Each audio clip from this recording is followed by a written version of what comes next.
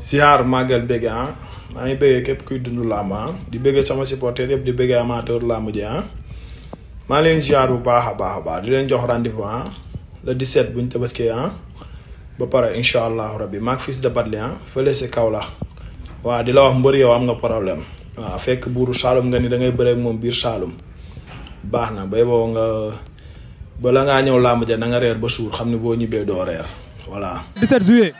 waaw ngeen jëm ci combat bu rëy yàgg yéen ak Toubacouta. waaw. loolu combat bi si amateur yi na rëy. combat amateur la combat gars yi xam. mais ñoom ñaari mbëri ku nekk xam na ku la man Touba champion la. ndaanaan la mais niveau bëre yi sax bokkul. Fils de Batly lamb moo waxul dëgg rek mais instant bi warul sax bëre ak ay Toubacouta. Toubacouta sama joo la man. ah déet.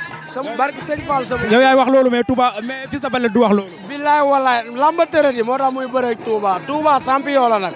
mais boo seet si wàllum combat Toubacouta moo ëppale combat Fils de Batly. Toubacouta j'espère mu ngi ci 9 combats. mu ngi si 9 combats waaw. Fils de Batly amagul 5 combats. simple am na 3 simple xaw ma 4. 3 simple ak wala 4. waaw Fils de Batly am na 6 combats. dëgg la waaw. mais yéen a ngi koy waajal bu baax a baax daal. ñu ngi koy waaj bu baax. ah bon. incha allah ndam lu sedd guy bu gaaw. dëgg la waaw ñun moom lu ñu liggéey xam nañ ko.